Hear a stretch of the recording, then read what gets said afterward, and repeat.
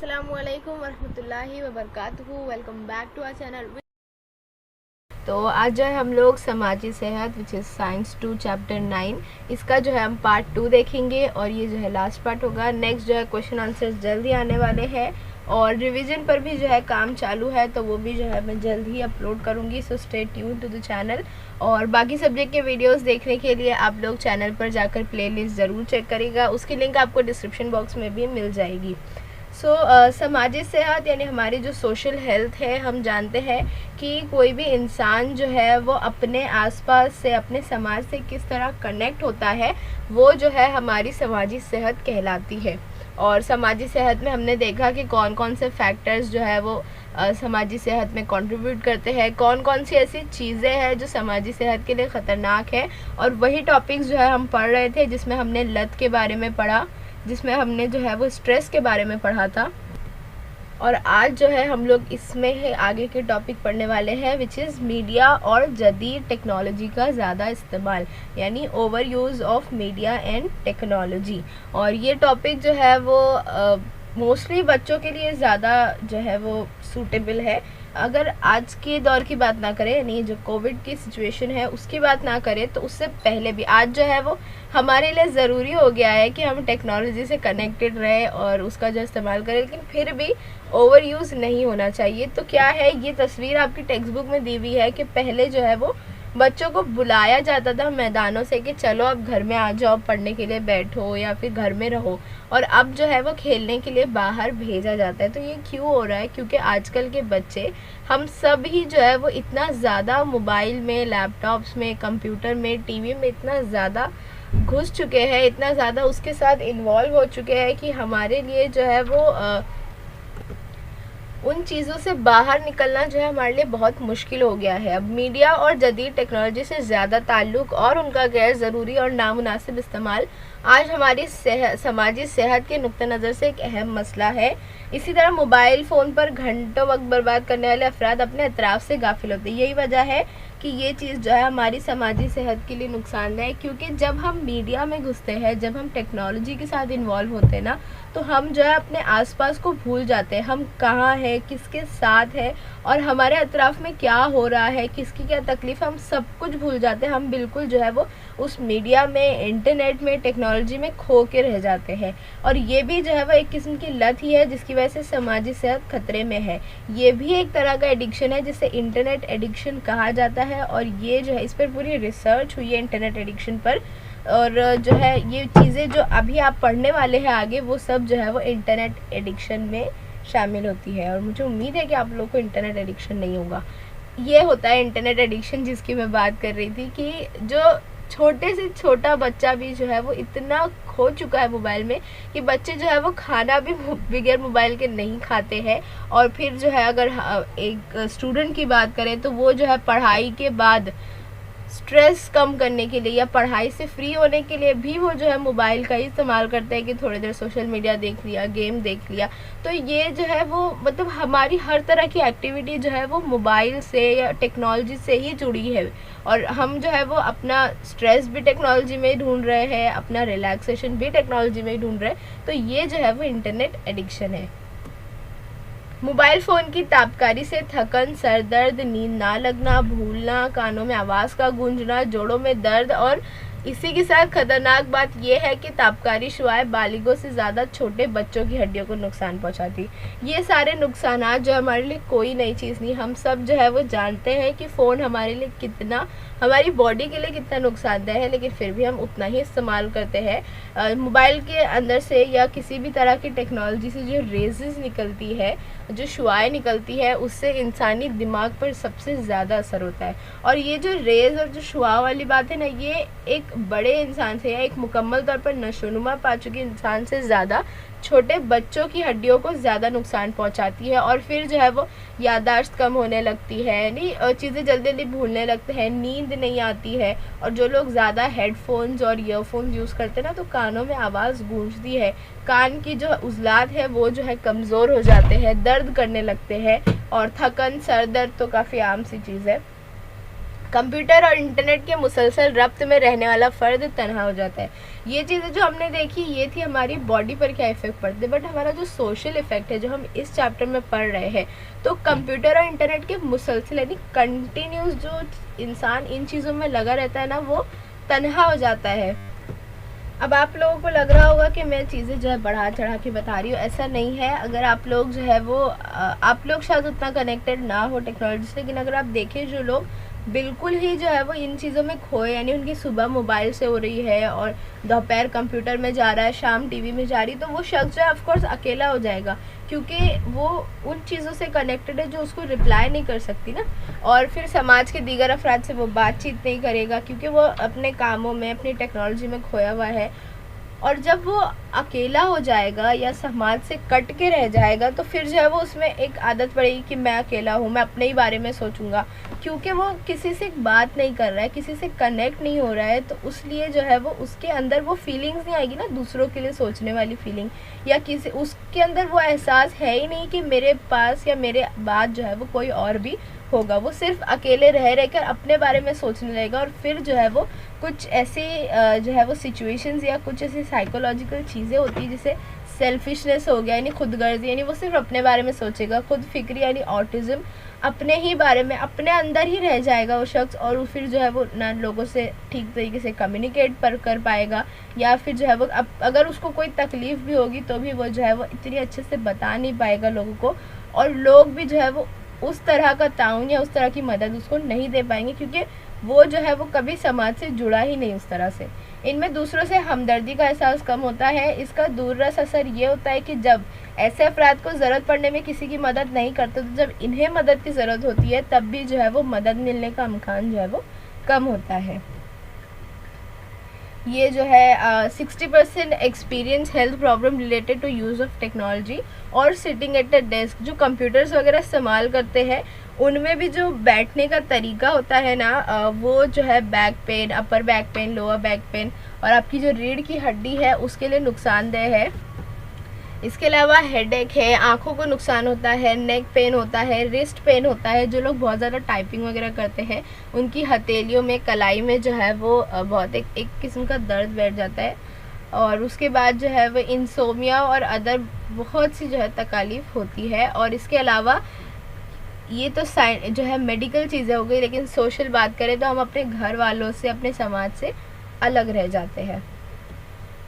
कार्टूनी film देखने वाले बच्चे बाज़ औक़ात फिल्म के किरदार जैसी हरकतें करने लगते हैं। आपने देखा होगा जो बच्चे पूरा दिन कार्टून देखते हैं, असल में बच्चे जो है ना वो उस तरह के होते हैं कि जो उनका जो बचपना होता है ना, वो उसमें जो चीज़ें देखते हैं वही चीज़ें सीखते हैं। फिर चाहे वो उनके आसपास रहने वाले लोगों की आदतें हो या उनके जुमले हो, या फिर जो कार्टून्स या जो चीज़ें वो लोग देख रहे हैं वो चीज़ें जो है उनके दिमाग पर घर करने लगती है। तो जो बच्चे कार्टून वगैरह देखते हैं, जैसे अगर किसी बच्चे को शिनचैन या डोरेमोन या पावर रेंजर्स देखने का शौक़ हो, या उसने वही चीज़ें देखी हो, तो वो जो है उस तरह से रिएक्ट करेगा, उनकी जो है डायलॉग्स अपनाएगा, वो जिस तरह से बिहेव करते हैं वैसे बिहेव करेगा। इसके अलावा जो नकली जंग यानी जो ऐसे वॉर गेम्स होते हैं, फाइटिंग गेम्स होते हैं, एक्शन गेम्स होते हैं, या गाड़ियों की रेस जिसमें जानबूझकर एक्सीडेंट करना होता है, जैसे GTA वगैरह है, जैसे वीडियो गेम्स खेलने वाले लड़कों की जहनियत और बर्ताव गैर महसूस तौर पर मनफी होता जाता है। जो लोग नॉर्मली खेलते हैं ना, यानी जो है कैजुअली खेलते हैं, थोड़ा सा खेले, आधा घंटा पौना घंटा खेले और रख दिए, उनमें ये चीज़ नहीं होगी। लेकिन बहुत से ऐसे लोग हैं जिन्हें बहुत ज़्यादा आदत हो गई है, वो लोग जो है साइबर कैफ़े में जाकर खेलते हैं या पूरा पूरा दिन जो है वो इसी गेम्स में लगे रहते हैं। तो ऐसे बच्चों पर, ऐसे लोगों पर जो है उस तरह के मनफी असरात जो है वो पाए जाते हैं। उनका दिमाग जो है ना वो उस तरह से होने लगता है। बिल्कुल मोबाइल और कंप्यूटर पर मौजूद गेम्स वक्त का ज़िया है। ऑफकोर्स वक्त जो है वो टाइम वेस्ट तो उसमें होता ही है। ये दीगर ज़रूरी बात पर यकसुई ख़त्म करते हैं, माली नुकसान भी करते हैं और कभी कभी जानलेवा भी साबित होते हैं।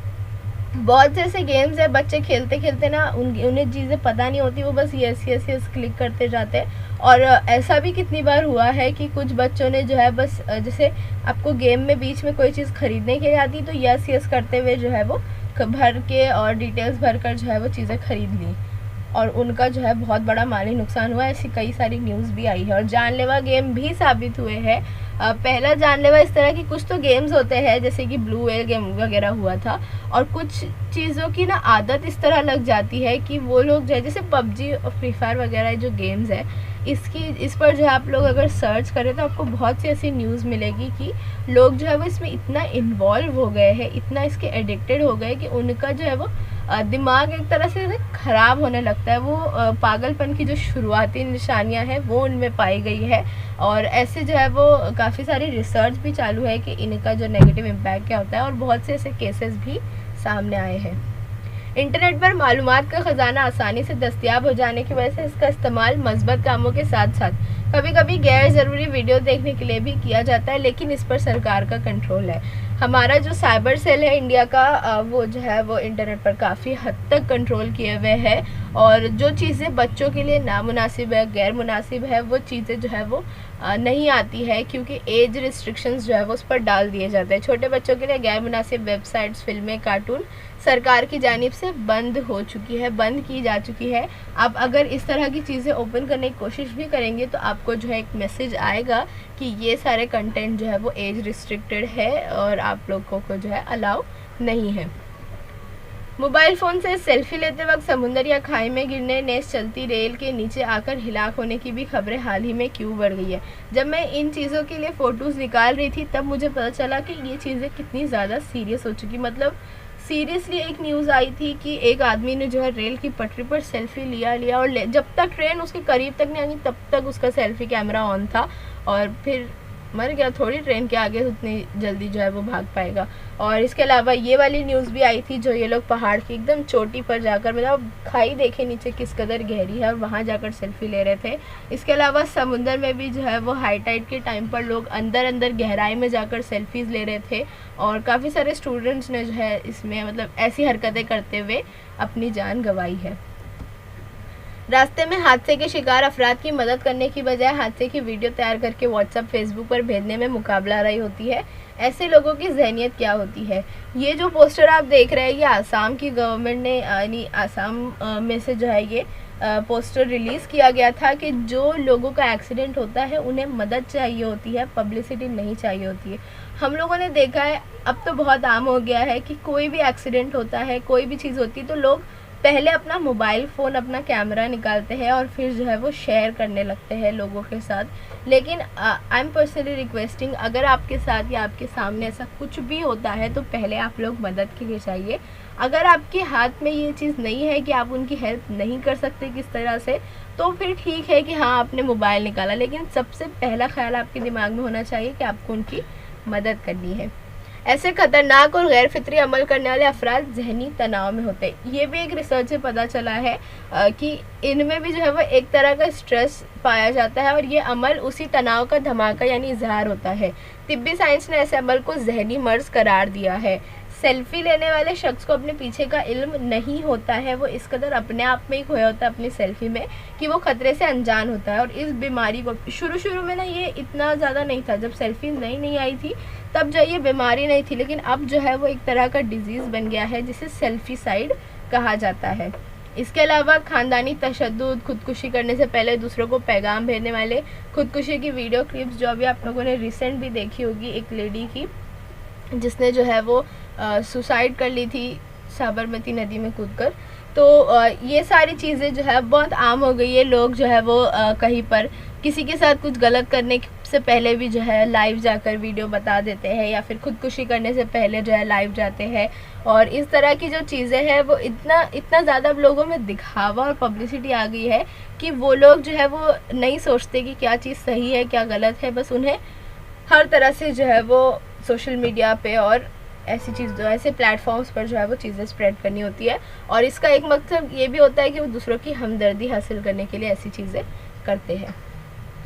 नेक्स्ट है हमारा साइबर क्राइम, और बहुत ही इजी, बहुत ही सिंपल टॉपिक है। इन चीज़ों के बारे में हमने काफ़ी चीज़ें पढ़ी है, सुनी है। मोबाइल फ़ोन से बैंकों की जानिब से लगातार पैगाम दिए जाते हैं। अगर आप लोग अपना मैसेज वाला सेक्शन खोल कर देखें तो उसमें आपको बहुत से ऐसे मैसेजेस मिलेंगे कि अपना आधार कार्ड नंबर, अपना पैन कार्ड नंबर, अपना क्रेडिट कार्ड और डेबिट कार्ड नंबर, इसी तरह जो आपकी पर्सनल इन्फॉर्मेशन है वो किसी के भी साथ शेयर नहीं की जाए। एटीएम से जब आप पैसे निकालते हैं या कार्ड का इस्तेमाल करते हैं कहीं पर भी जाकर, तो उसका जो पिन नंबर होता है, जो एंड में आपको 4 डिजिट का 3 डिजिट का जो है पिन नंबर भरना होता है, उसको बिल्कुल एकदम राजदारी के साथ भरे, कोई देखने ना पाए। ऑनलाइन वेबसाइट पर बेहतरीन अशिया बताई जाती है और हकीकत में नाकिस या बिगड़े हुए हालात भेजकर ग्राहक को धोखा दिया जाता है। बहुत सी ऐसी वेबसाइट है, मतलब इंडिया में कुछ ट्रस्टेड फैशन साइट्स या शॉपिंग साइट्स है, लेकिन इसके अलावा बहुत सी ऐसी वेबसाइट्स हैं जहाँ पर दिखाया कुछ जाता है और भेजा कुछ जाता है। तो ये भी एक तरह से जो है वो साइबर क्राइम में इंक्लूड होता है। बैंक का डेबिट क्रेडिट कार्ड और उनके पिन नंबर का इस्तेमाल करके ग्राहकों के अकाउंट से रुपयों का लेन देन, ये वाला फ्रॉड जो है वो सबसे आम है। इस पर बेस्ड मूवी और शॉर्ट फिल्म हमने सब देखी है और इस चीज़ का आप लोग ख़ास ध्यान रखें। कभी भी अगर आप किसी के डेबिट कार्ड या क्रेडिट कार्ड अपने पेरेंट्स का या खुद का इस्तेमाल कर रहे हो, तो भी उसका जो अकाउंट नंबर है या उसका जो पिन नंबर है या उससे रिलेटेड कोई भी डिटेल जो है, अगर आपको कोई फ़ोन कॉल आता है, कोई मैसेज आता है कि आपको इतने इतने पैसों की लॉटरी लगी है या कुछ भी जो है, आप लोग शेयर नहीं करें, क्योंकि 95% चांस होता है वो फ्रॉड का। सरकार, इदारे या कंपनी की इंटरनेट पर मौजूद अहम खुफिया मालूमात कंप्यूटर के मुख्तलिफ प्रोग्राम्स या टूल्स का इस्तेमाल करके हासिल की जाती है, जिसे हैकिंग करना कहते हैं। और इस मालूमात का गलत इस्तेमाल किया जाता है, जैसे कि दुश्मन ममालिक को इन्फॉर्मेशन बेच दी जाती है या ब्लैकमेल किया जाता है, तो इस अमल को हैकिंग ऑफ इन्फॉर्मेशन कहते हैं। झूठे फेसबुक अकाउंट खोलकर खुद की झूठी मालूमात देना, इस मालूमात की बुनियाद पर लड़कियों को फंसाना, उनकी असमत दरी करना, माशी इस्तेसाल करना जैसे जराइम भी जो है साइबर क्राइम में आते हैं। जैसे कि फ़ेक अकाउंट्स बनाकर जो है मैसेज किया जाता है, सिर्फ फेसबुक ही नहीं, इंस्टाग्राम, ट्विटर, हर जगह पर ही, हर सोशल मीडिया पर जो है वो इस तरह की चीज़ें की जाती कि फेक प्रोफाइल बनाकर जो है वो उनसे मैसेज किया जाता है, उनसे दोस्ती की जाती है और फिर जो है उन्हें फला फला जगह बुलाकर जो है फिर उनका माशी इस्तेसाल करते हैं, उनको ब्लैकमेल करते हैं या उनके अकाउंट से कुछ ऐसी पिक्चर्स निकाल कर उसमें एडिटिंग वगैरह कर जो है वो उसका गलत इस्तेमाल करते हैं। दूसरों का तख्लीक करदा अदब, सॉफ्टवेयर, फ़ोटो, वीडियो, मौसीकी वगैरह इंटरनेट से हासिल करके उसका गलत इस्तेमाल या उसे गैर कानूनी तौर पर बेचना चोरी या पायरेसी कहलाता है। आप लोगों ने ऐड देखा होगा जिसमें जो है वो कहा जाता है कि आप लोग जो है इस तरह की पायरेसी मूवीज़ नहीं देखें, यानी जो चीज़ें बनाई जाती है जिसका वो एग्जैक्ट ओनर जो उसका है, उसके अलावा जो लोग जो है वो उसको डाउनलोड करके किसी और को बेच देते हैं, उसको जो है वो अपना नाम देकर जो है वो आगे करते हैं, प्रेजेंट करते हैं, तो ये सारी चीज़ें गलत है। चोरी करना, यानी ये भी एक तरह की चोरी हुई और इसे पायरेसी कहा जाता है और इसके खिलाफ भी जो है वो केस हो सकता है। इलेक्ट्रॉनिक ज़राए से बदनामी करने वाले पैगामात भेजना, फहश तस्वीर भेजना, झंझलाहट पैदा करने वाले शरअंगेज़ जुमले भेजना, ये सब जो है ब्लैकमेलिंग और जो इंटरनेट हेट होता है उसके बारे में बताया जा रहा है। ईमेल, फेसबुक, व्हाट्सएप जैसे ज़राए से ख्यालात और मालूमात की तरसील नहायत तेज़ी से होती है, लेकिन इसी वक्त हमारा अकाउंट नंबर, फ़ोन नंबर, इनफरादी मालूमात अपने आप में फैल जाती है, वो गैर मुतल्लक़ शख्स तक पहुँचती है और उसी से ना चाहते हुए गलत और धोखाधड़ी के पैगामात का आना जैसे गलत काम शुरू होता है। इसीलिए कहा जाता है कि हर वेबसाइट पर जाकर लॉगिन नहीं करना चाहिए, हर वेबसाइट पर जाकर अपना फ़ोन नंबर नहीं फिल करना चाहिए। कुछ वेबसाइट्स जो आपको ट्रस्टेड लगे या बहुत ज़रूरी है उसका इस्तेमाल, तभी आप लोग जो है वो साइन इन करिए या फिर जो है अपना फ़ोन नंबर वगैरह वहाँ डालिए। इनमें से कई पैगामात इंटरनेट के वायरस के ज़रिए मोबाइल और कंप्यूटर में बिगाड़ पैदा करते हैं या उन्हें बंद कर देते हैं, ये भी चीज़ें होती है। बहुत सी ऐसी वेबसाइट्स हैं जिसमें से वायरस आ जाता है और फिर आपका डिवाइस पूरा ब्लैंक हो जाता है। ऊपर दिए हुए यानी बताए हुए तमाम वाक़यात साइबर जुराइम की ही मिसाल है। ऐसे जुर्म करना एक जहनी मर्ज भी होता है। मतलब बहुत सारे केसेस में ऐसा तो चला है कि इंसान जो है वो तो उसकी दिमागी हालत इतनी सही नहीं थी और फिर जो है वो फ्रस्ट्रेशन में आकर या मजबूरी में आकर जो है वो इन चीज़ों में लगा और फिर धीरे धीरे जो है उसे अच्छा लगने लगा, बड़े आसानी से लोगों को बेवकूफ़ बना दे रहे। जुर्म के असर को भुगतने वाले को भी बाद में ज़हनी परेशानी का सामना करना पड़ता है। ऑफकोर्स जिसके साथ फ्रॉड हुआ, और ये फ्रॉड कोई छोटे लेवल के नहीं होते, बहुत बड़ी बड़ी रकमों का फ्रॉड होता है, तो ऑफकोर्स जिसके साथ ये चीज़ हुआ है उसको भी उतना स्ट्रेस, उतना मेंटल स्ट्रेस हुआ होगा। पुलिस महकमे में हाल ही में साइबर क्राइम सेल जो है वो हाल ही नहीं, अब तो इसको काफ़ी टाइम हो गया है, साइबर क्राइम सेल बनाया गया है। यानी एक शोबा है जो साइबर जो क्राइम है उसके मुतालिक काम करता है, जहां माहिरीन साइबर जराइम की तफसीलात को इकट्ठा करके इंटरनेट की मदद से तहकीक करते हैं और मुजरिम को तलाश करते हैं, जिसका लोगो आप यहाँ देख सकते हैं स्क्रीन पर। इत्तलाती टेक्नोलॉजी का कानून 2000 यानी IT एक्ट 2000 17 अक्टूबर से ये कानून अमल में आया और 2008 में इसमें इस्तेलाहात की गई, और इसके मुताबिक जो भी शख्स साइबर क्राइम करते हुए पकड़ा जाए उसे 3 साल की कैद या 5 लाख रुपए तक की जुर्माना है। और इससे काबू करने के लिए महाराष्ट्र हुकूमत ने मुल्क भर में बाजी मारी, यानी सबसे पहले जो है वो मतलब सबसे टॉप पे महाराष्ट्र हुकूमत है इस चीज़ में। इस ताल्लुक से महाराष्ट्र आज़ाद महकमा तश्कील देने वाली मुल्क की पहली रियासत है। अब हमने पढ़ लिया तनाव क्या होता है, हमने पढ़ लिया कि सोशल हेल्थ को जो है वो किस तरह से चीज़ें ख़राब करती है, लेकिन इसे ठीक कैसे किया जाए। तो तनाव की रोकथाम किस तरह की जाए। क्या आपने अवामी गार्डन में सुबह के वक्त यकजा होकर ऊंचे ऊंचे कह लगाने वाले शहरियों को देखा है, जिसे लाफ्टर क्लब कहा जाता है। आप लोगों के आसपास अगर कोई गार्डन होगा या ऐसा कोई गार्डन होगा जहाँ सुबह लोग योगा के लिए या जॉगिंग वगैरह के लिए आते हैं, तो वहाँ आपको लाफ्टर क्लब अक्सर देखने मिलेगा। ज़ोर ज़ोर से और जी खोलकर हंसने वाले ये अफराद अपने तनाव को दूर करते हैं। लाफ्टर क्लब जो है वो स्ट्रेस बस्टर के तौर पर सबसे इफ़ेक्टिव चीज़ों में से एक माना जाता है। दोस्त, साथी, भाई बहन और असातिज़ा, सबसे ज़्यादा अहम सरपरस्त, इन तमाम अफराद से गुफ्तगू करें। सबसे ज़्यादा स्ट्रेस को कम करने वाली चीज़ जो इफ़ेक्टिवली काम करती है वो है कम्युनिकेशन। आप अपने जो भी आपका ट्रस्टेड इंसान होगा, आपके पेरेंट्स है, आपके भाई बहन है, आपके फ्रेंड है या आपके टीचर है, उनसे जो है वो दिल का बोझ हल्का करना, दिल के आए हुए ख्यालात को अगर आप लोग किसी से शेयर नहीं कर सकते तो उसे डायरी में लिखें। ये सारी चीज़ें करने से नहीं, ये छोटी छोटी चीज़ें जो है अपने मन को हल्का करती है, हमारे दिमाग से स्ट्रेस जो है वो कम करती है। अशिया का ज़ख़ीरा करना, फ़ोटोग्राफ़ी, आला किस्म की म्यारी अच्छी किताबें पढ़ना, पकवान का हुनर, मुजस्समा साजी, ड्राइंग, रंगोली, रक्स, मौसीकी, ये तरह अलग अलग तरह की हॉबीज़ है। तो आप जो है अपने बेकार वक्त को अगर अपने हॉबीज़ में लगाएं तो इससे जो है हमारा पहले तो स्ट्रेस कम होगा, एक तवानाई और दिल लगाने से मनफी अज्जा जो है वो खुद ब खुद हमारे ख़त्म होने लगते हैं। इसके अलावा पुरमसरत मौसीकी सीखना, सुनना, गाना, और इससे भी जो है तनाव दूर होता है। मौसीकी में दिल की कैफियत को बदलने की तासीर होती है। Music is actually a very good therapy. मैदानी खेलों की अहमियत तो लाजवाब है। हम अगर खेलते हैं, हाँ वहाँ थकन होती है, लेकिन हमारा जो दिन भर का जो स्ट्रेस है या हमारी जो दिन भर की थकान है वो दूर हो जाती है। खेलों से जिस्मानी वर्जिश, नज़्म ज़ब्त, दूसरों के साथ बैनुल अमल, ग्रोही जज्बात का बढ़ना, अकेलेपन को दूर करना और फ़र्द का समाज से जुड़ना, ऐसे बहुत से फ़ायदे जो है।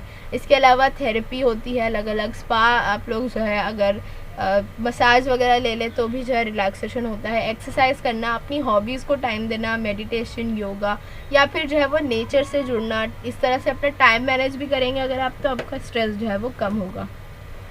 बाकायदा वर्जिश, पुट्ठों की मालिश करना, मसाज जैसे तदाबीर से भी जो है वो स्ट्रेस कम होता है। योगा सिर्फ आसन या प्राणायाम तक महदूद नहीं, बल्कि इसमें जो है उसूल, मुतवाज़न मकवी ग़िज़ा, मुराकबा, मुहासबा, ऐसी भी बहुत सी चीज़ें शामिल है। नहीं, योगा सिर्फ आसन तक ही नहीं है, योगा में और भी बहुत सी चीज़ें हैं, बहुत से अलग अलग तरीके हैं जिससे जो है वो अपने आप को नॉर्मल कर सकते हैं या फिर जो है वो रिलैक्स कर सकते हैं। देर तक सांस रोकना, सुकून की नींद, और योगा आसन से जिस्म को फ़ायदा हासिल होता है। मुराकबे से यानी ध्यान में बैठने से ख़यालात में यकसुई पैदा करने की आदत पड़ती है। फितरत में ताउन पैदा होता है। तलबा को मुताले में यकसुई यानी अपना कंसंट्रेशन बढ़ाने के लिए मुराकबा मुफीद साबित होता है। वक्त की मनसूबाबंदी, कामों की मनसूबाबंदी, फ़ैसला करने की सलाहियत जैसी खूबियाँ जो है वो पैदा होती है। यानी समाजी लिहाज से हमारी एक मजबूत और मिसाली शख्सियत तैयार करना भी जो है वो तनाव की रोकथाम में शामिल होता है। यानी जो चीज़ें हम ये करते हैं उससे हमारी एक अच्छी शख्सियत बनती है। स्ट्रेस मैनेजमेंट कुछ जो बेसिक्स है वो है मेडिटेशन। आप लोग जो है वो कुछ वक्त अपना जो मी टाइम है वो निकालना बहुत ज़रूरी है, और ये जो मी टाइम है वो ऑफकोर्स टेक्नोलॉजी से दूर होना चाहिए। ऐसा नहीं कि भाई हम पूरा दिन काम करें और हम जो रिलैक्स करने आ रहे हैं तब भी हम टेक्नोलॉजी में ही है। आप लोग टेक्नोलॉजी से हट कर जो वक्त निकालें और कुछ वक्त जो है अपने निकालें, चाहे फिर आप लोग बैठकर एक दूसरे से बात करें या फिर जो है वो अपनी किसी हॉबी को करें या कुछ लिखना पढ़ना कुछ भी करें। तो meditation, exercise, time in nature, अच्छे से एक नींद मिलना, अच्छे से खाना और सोशली कनेक्ट होना और अपनी प्रायोरिटीज़ को यानी अपना जो शेड्यूल है वो बना कर रखें, तो इस तरह से जो है स्ट्रेस मैनेज हो सकता है। कुदरत इंसान का सबसे करीबी दोस्त है। बागबानी, परिंदों की निगहदाश्त, कुदरत के साथ वक्त गुजारना, किसी पालतू जानवर की परवरिश करना, ऐसे मशागिल, ऐसे हॉबीज़ की वजह से भी जो है मस्बत सोच और खुदएतमादी बढ़ती है। अतराफ़ में रोनुमा होने वाले वाक़यात को फ़रोग़ देना, दिल में मनफी जज्बात जैसे बदला वगैरह या किसी की भी तरह का जो है नेगेटिव थाट आपके दिमाग में हो, दिल में हो, तो उनको ख़त्म करने का अज़्म आता है। इस तरह ज़हनी वर्जिश से भी जो है जिस्मानी सेहत हासिल होती है। इतनी तरीके होने के बावजूद भी जो है वो कुछ लोग अपने स्ट्रेस पर काबू नहीं पा पाते हैं और डिप्रेशन या फ्रस्ट्रेशन जैसे ख़तरनाक मसाइल पैदा होते हैं। तो ऐसे अफराद के लिए बिल्कुल बाकायदा तौर पर डॉक्टर्स मौजूद है, काउंसलर्स मौजूद है और इनका जो है नफ्सियाती इलाज होता है और बहुत सक्सेसफुली होता है। इसके लिए कई सारी NGOs भी काम कर रही है। जैसे तंबाकू के ख़िलाफ़ जो लोग बिल्कुल एडिक्टेड हो जाते हैं तंबाकू से, सिगरेट से, तो उनके ख़िलाफ़ आलमी इदारे सेहत यानी वर्ल्ड हेल्थ ऑर्गेनाइजेशन या टाटा ट्रस्ट जैसे जो है वो मशहूर इदारे, इन्होंने जो है वो मिलकर एक तहरीक शुरू की थी और तंबाकू नोशी पर काबू, तंबाकू के ख़िलाफ़ काम करने वालों की रहनुमाई जैसे मकासद के तहत ये तहरीक शुरू हुई और बहुत लोगों के जो है इन्होंने तंबाकू जो है वो छुड़ाया भी, यानी ये आदत जो है वो ख़त्म भी की। उसके बाद आता है एक सलाम मुंबई फाउंडेशन है। खतरे की आखिरी हद पर ज़िंदगी बसर करने वाले झोपड़पट्टी के बच्चों की तालीम, उनका खेल और उनके आर्ट्स एंड कारोबार करने के काबिल बनाना, यानी बच्चों की मुकम्मल तौर पर जो है वो उन्हें काबिल बनाने के लिए इदारा जो है मुंबई के कई स्कूलों में प्रोग्राम मुनक्किद करता है। तालीम, सेहत, मियारी ज़िंदगी के ताल्लुक से फ़ैसला करके तलबा को स्कूल में तालीम हासिल करने के काबिल बनाता है। इस ट्रस्ट की मुसलसल कोशिशों से महाराष्ट्र के कई ज़िले जो है वो तंबाकू नोशी से आज़ाद हो चुके हैं। 2002 से ये इदारा तंबाकू से आज़ाद समाज बनाने के लिए शहरी और देही इलाकों के मुख्तलिफ स्कूलों के साथ काम कर रहे हैं। अगर आप लोग ये सर्च करके देखें तो आपको इनकी बहुत सी एक्टिविटीज़ के मुतालिक इल्म होगा। हुकूमत के ताउन से मुंबई में तकरीबन 200 स्कूलों में, जबकि महाराष्ट्र के 1400 स्कूलों में इस मनसूबे को अमल में लाया गया है और हुकूमती आदाद व शुमार के मुताबिक हर एक स्कूल में तंबाकू से परहेज़ करने का अहद लिया जाता है। अब लास्ट टॉपिक है हुकूमत की कोशिश और मंसूबे। तो हुकूमत ने, सरकार ने भी बच्चों के लिए कुछ किया है, जैसे मतलब बहुत कुछ किया है। जैसे एक चीज़ ये है, मसाइल से मुतासिर तकलीफ़ का सामना करने वाले बच्चों के लिए पुलिस सलाहकार के फ़ोन नंबर अखबारात में शाये किए जाते हैं। बच्चे इन नंबरात पर फ़ोन करके अपने मसाइल बयान कर सकते हैं और उनकी मुनासिब मदद की जाती है, जिसे जो है चाइल्ड लाइन कहा जाता है। इसका नंबर है 1098 और ये जो है 24/7 आपकी मतलब आपकी नहीं, बच्चों की मुसीबतें, बच्चों की परेशानियां सुनने के लिए बैठा है। अगर उन्हें किसी भी तरह का जो है वो मेंटल स्ट्रेस है, कोई उन्हें परेशान कर रहा है या उन पर जो है हाथ उठाया जा रहा है, उन्हें जो है गाली गलौज की जा रही है उनके साथ, या वो बीमार है, अकेले है, तो बच्चों की जो प्रॉब्लम्स है वो सुनने के लिए जो है वो ये हेल्पलाइन नंबर बनाया गया है, which is 1098। But genuine problems हो तभी कॉल करिए, ऐसे परेशान नहीं करिए, क्योंकि फिर जो है वो उनका भी मन हट जाता है काम करने से। और 2013-14 में जब ये इंट्रोड्यूस हुआ तब 38 लाख कॉल आते थे, लेकिन 2017-18 तक ये कॉल्स 1.4 करोड़ तक हो चुके हैं, क्योंकि बच्चे जो है वो झिझकते हैं, वो उनके साथ जो होता है वो इतना आसानी से बयान नहीं कर पाते हैं, तो इसीलिए जो है वो ये चाइल्ड लाइन नंबर बनाई गई है।